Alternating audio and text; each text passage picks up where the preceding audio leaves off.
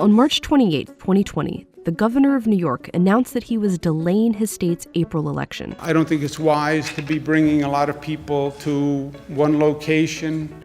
18 other states had already delayed or modified their spring elections. It would endanger public health to allow thousands of people to assemble. But the state of Wisconsin made a different call.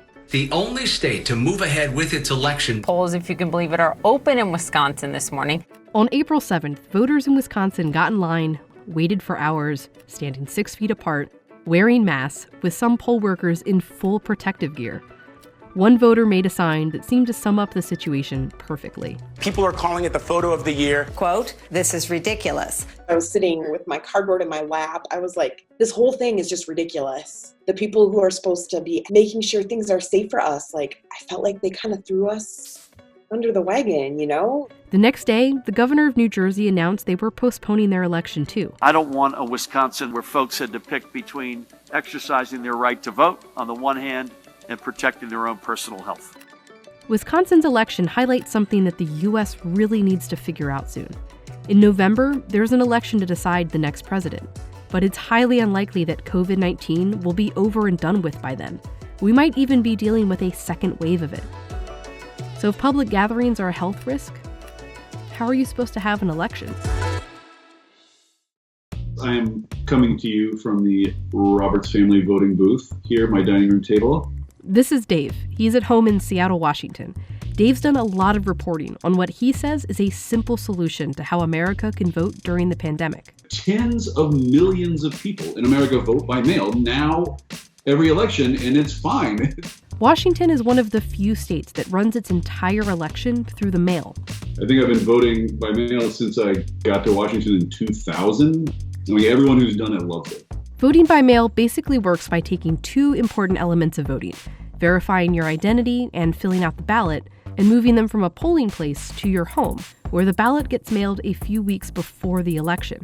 And that has two really obvious benefits. First, you can take as much time as you want. You have literally weeks to do as much research as you want. So when you fill that circle, you're like, I'm friggin' voting. I'm capital V voting right now. And second, voting by mail takes away a lot of the common reasons people don't vote. Being forced to take a day off work, find someone to watch your kids or take your kids with you and go to a crowded balloting place, hope that your name hasn't been struck from some roll for some random reason, wait for hours, 3 hours, 5 hours in line. Voting by mail clears those hurdles, and the effects are really easy to see. In 2018, a county in western Nebraska got permission from the state to run their entire election by mail. Every voter there got a mail-in ballot, while voters in the rest of the state voted the old-fashioned way. Across Nebraska, voter turnout was 24%, but in that one county, it was more than double that. Turns out that making it easier to vote means more people vote. On average, states with all-mail voting systems have a higher turnout than other states. A poll from April 2020 found that Americans would overwhelmingly be in favor of holding the next presidential election entirely by mail. But that still leaves a chunk who aren't sold on it.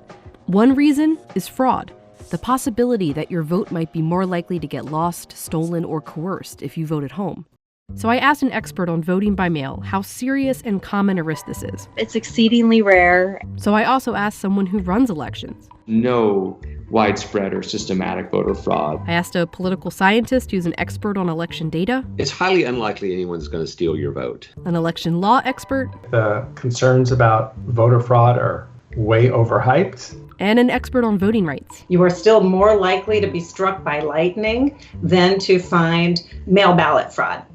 The reason vote-by-mail fraud is rare is that even though in theory it's possible, it's not very effective.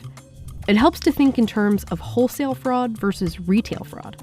Election security experts worry about wholesale fraud, lots and lots of votes being tampered with at once. So if a bunch of people are voting on a machine, you just have to hack the one machine and you have access to thousands of votes. Wholesale fraud with one point of contact. They're a lot less worried about what they call retail fraud, votes that get tampered with one at a time. I mean, it is possible that someone could come by and steal your ballot, fill it out, sign your name to it, and mail it in, and they thereby would have accomplished changing one vote.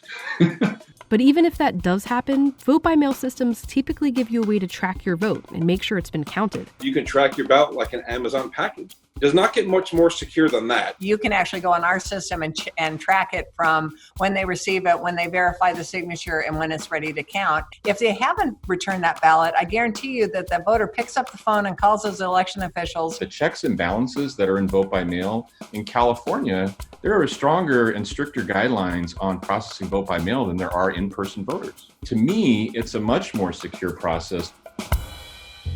The same week that Wisconsin held its election, the state of Georgia sent all its voters forms that would let them request a mail ballot. But Georgia's Speaker of the House complained. He said voting by mail benefits Democrats. This will be extremely devastating to Republicans and conservatives in Georgia. But there's no evidence that voting by mail is better for either party. A study at Stanford found that it doesn't get either party a bigger share of either turnout or the vote itself. All it does is increase the number of people who vote. We haven't seen any benefit to one party over another. There's nothing political about voting, and more people voting is a good thing. Providing that all vote-by-mail experience didn't change those dynamics. People were still voting the way they wanted to vote. I'm pretty sure I'm living proof that you can elect a Republican in a blue state, and you can do it in a vote-by-mail environment. Every state in the U.S. already has some kind of vote-by-mail option. It's called an absentee ballot. But some states will only give you one if you have a good excuse, like if you're out of town or in the military. Other states offer a no-excuse absentee ballot, where you don't need to give a reason, but you still have to request it. Voting by mail is something every state already allows. But very few states are actually prepared to do an entire election through the mail. That's what caused the problem in Wisconsin. In 2016, about 250,000 Wisconsin voters requested an absentee ballot. In 2020, about 5 times that number requested absentee ballots. Wisconsin hadn't prepared for that, so a lot of people never got their ballots and had to go vote in person instead. I was one of over 55,000 people who had requested an absentee ballot who had not yet received it. I am desperately hoping that we can make that an exclusive option if we're still dealing with unsafe situations in November. It would not be that difficult to ramp that up in time for the election. I mean, you need to start now. It's not trivial, but it's very doable. In the 5 states that have all-mail voting, there's still an option to vote in person, a backup, mostly for people who didn't get a ballot or weren't registered to vote in time. But in most places, voting by mail is the backup. And if lots of voters feel that voting in person isn't safe, a backup won't be good enough. Preparing election systems for that will take time, and right now there is time. But only if we start now.